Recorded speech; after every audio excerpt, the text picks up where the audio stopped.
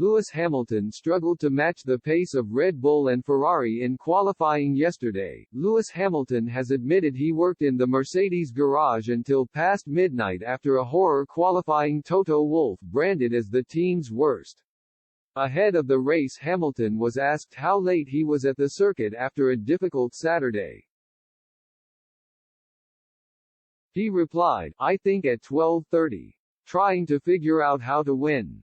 Still working on the theory and constantly just trying to make sure there's no stone unturned basically, so today we can maximize.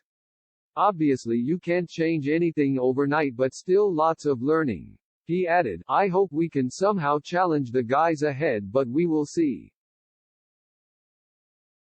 Hamilton was only quick enough for 7th fastest with teammate Russell 8th.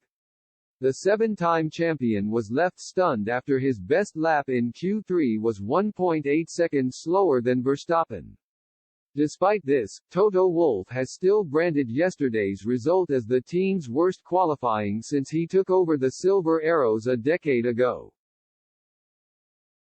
He explained, "You can't be on pole 3 weeks before, albeit for very different conditions, different track, and then be 1.8 seconds off the pace at the next one, so there's something we totally don't understand, or seem to get right.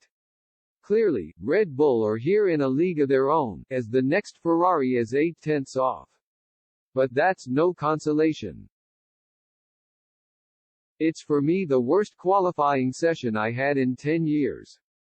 And irrespective of what positions we will start in tomorrow, being on pole the previous weekend and 3 weeks later being nowhere, it's just not acceptable for ourselves." Penalties for Verstappen and Leclerc opened up an opportunity for Mercedes, with many tipping Hamilton to challenge for history this weekend.